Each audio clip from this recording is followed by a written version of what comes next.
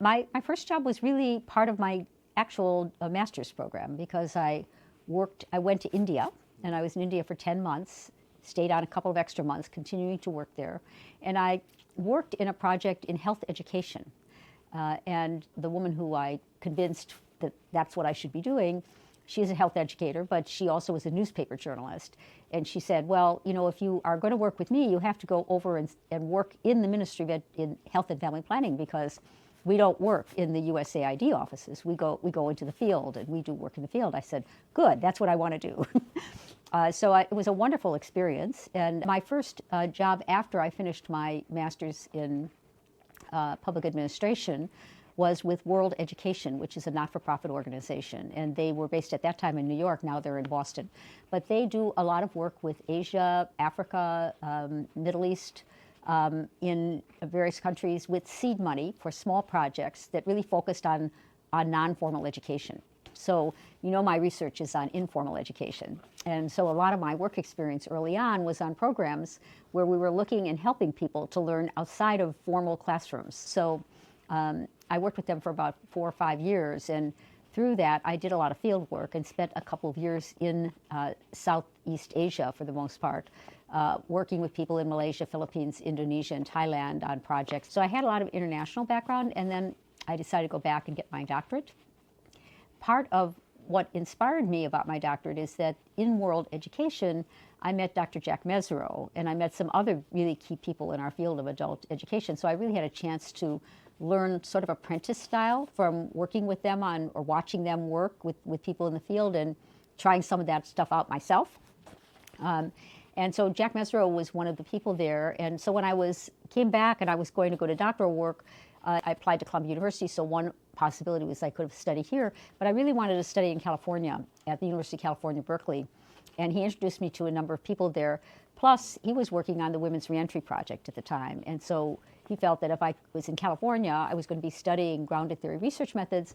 I had that opportunity to do that field research. So that was kind of the beginning of my work history. I eventually worked with UNICEF for about 5 years, and then I had done some adjunct teaching. I did some consulting with organizations, but adjunct teaching here at Teachers College. And when a job opening came up here, I applied for a professor position, and I got it. So that's how I got here. I kind of had an interest in education all along, and I studied education in my undergraduate work.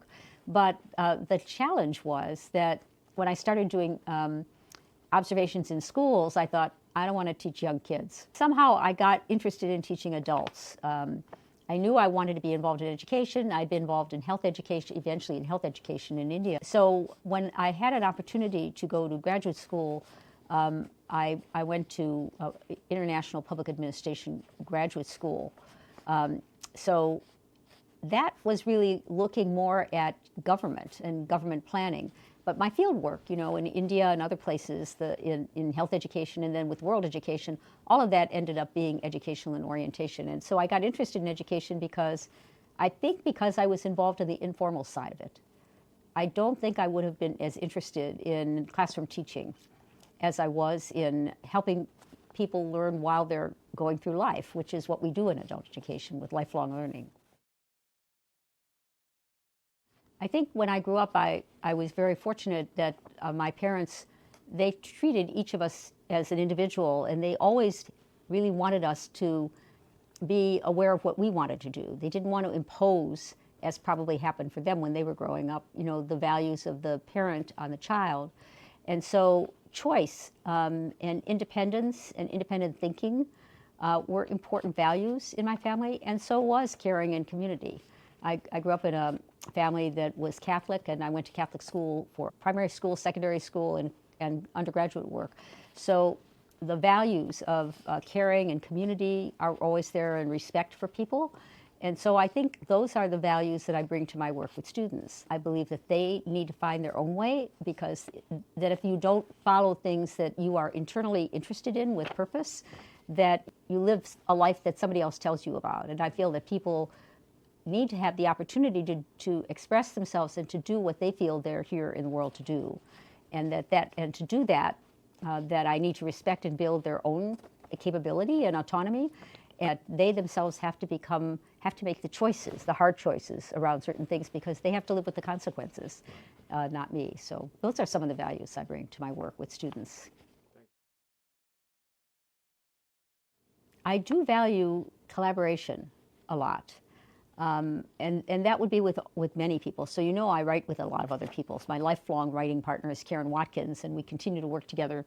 And we were talking about this the other day because in collaboration, you have a better outcome. If you can work well together and understand different points of view about things and be willing to be challenged about them, then you're able to expand your thinking through the writing process and through the research process. And so I'm always interested in research that's kind of turning a corner, that's looking into the future, that's understanding what it is that people who are involved in what it is I'm writing about think about it and how they live it, because they're the ones who really know what's going on. And so understanding people and what they're engaged in that I'm writing about is very important. And of course, I value teaching.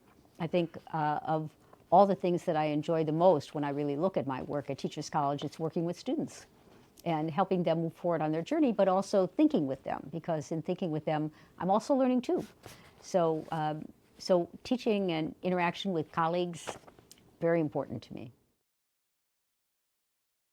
I think where we contribute is that we're known for our work around workplace learning, and also because of Jack's very important residence here and his work in transformative learning for transformative learning. So I think putting those things together, we're really interested in innovative, transformative learning at work. And so I think that what we have contributed to the field as a program through the groundbreaking work in transformative learning, which continues on here and also in other places, but also in workplace learning in different ways, and in particular to the informal aspects, to the idea of continuous learning, to the notion of what does the learning environment look like, what does the learning culture look like, how is the organization learning from this. And so we look at learning in organizations and the learning of organizations, and I think that's a contributing place also. I think it's a number one priority for us. It's always been a priority for me. And it was a priority for Jack Mesereau and for people who worked here before me. So it's not like I'm the only one who cared about that. But I think we do it partly because it's more fun that way. It's much more fun to not be isolated, and it's much more, there's much more insight and intelligence built when you collaborate with people. So I think that building a community of scholars and a community of people who care for one another and support one another is really important to create an environment that's good for learning. And in transformative learning, which we emphasize a lot of, at the heart of transformative learning is perspective taking. And you can't do perspective taking unless you have a community.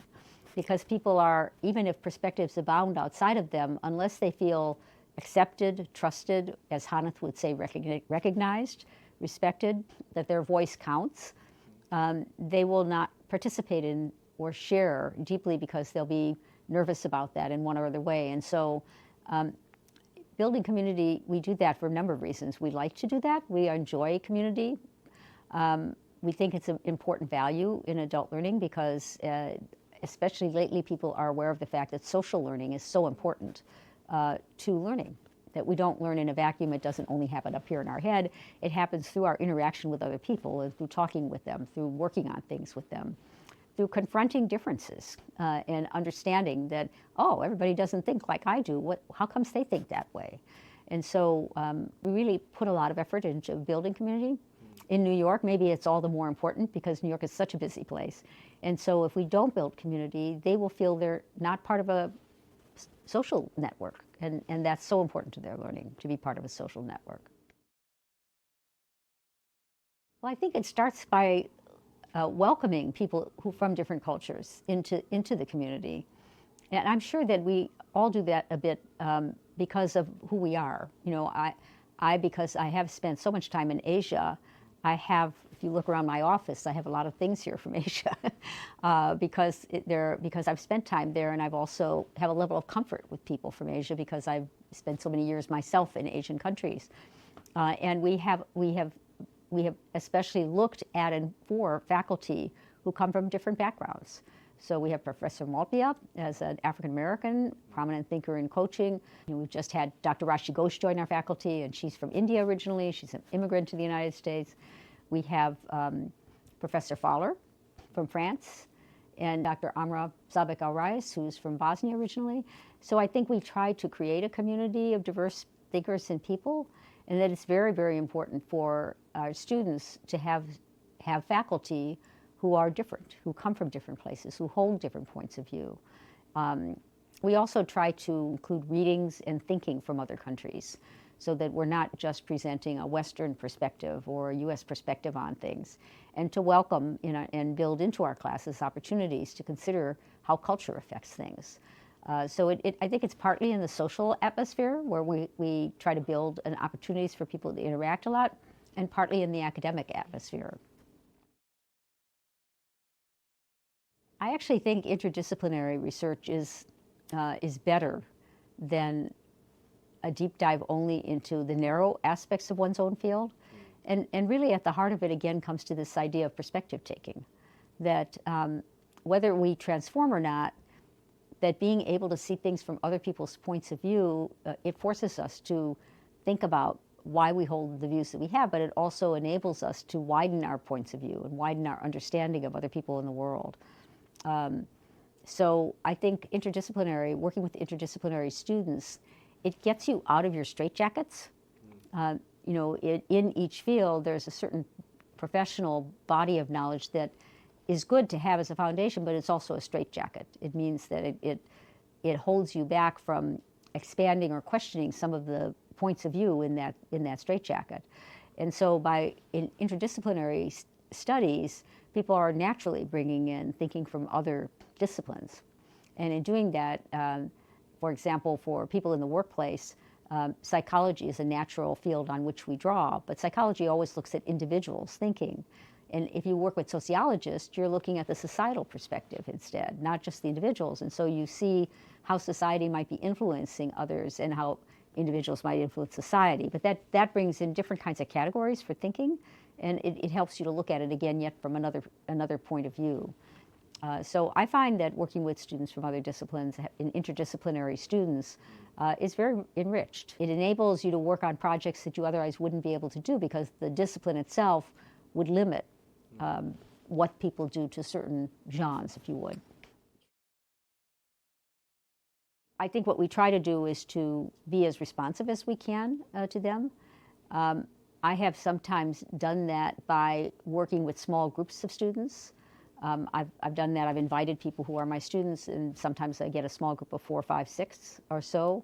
So working in peer groups also helps a lot because in addition to my thinking, peers ask one another really great questions.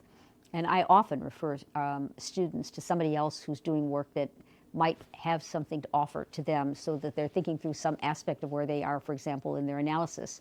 I have one student who's an art student who kind of got stuck in the section where she's done a lot of first round cycle coding, but she can't seem to get to second cycle coding because she's kind of stuck in terms of that analysis phase.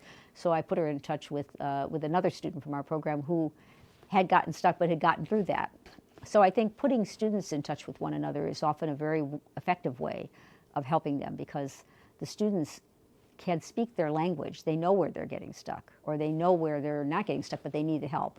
And they've been there and they've done it, and so they can share their experience. And that provides another way for the student, another way of looking at it that then often frees up their thinking and helps them.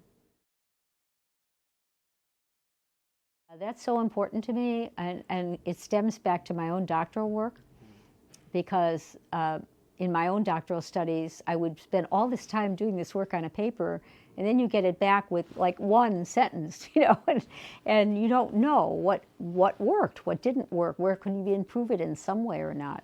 So I think partly that was something that I really sought from my advisors and never really got, except by colleagues. So I was very lucky. One of my colleagues, when I was working on my dissertation, was also working in Nepal, and my colleague, Ray Carlo, he would take time to read my work and give me feedback. So I really think that aspect is so important. Even if you've done great work, there's always something that you can look at things from a slightly different angle. and open your thinking or just kind of test it a little bit. And so I try to give everybody feedback on their papers. Sometimes they say, oh, I thought I did something badly. You know, no, you didn't do anything badly, but I'm trying to help you think a little bit more deeply. Well, I think it depends partly on what they want to do once they are finished with this phase of their scholarly work. For some people, it's an important credential to get some kind of opening in a particular area of work. They may never feel that they want to continue to do research once they do that. Although I must say that a lot of our students who never thought they would ever do research again get bitten by the research bug.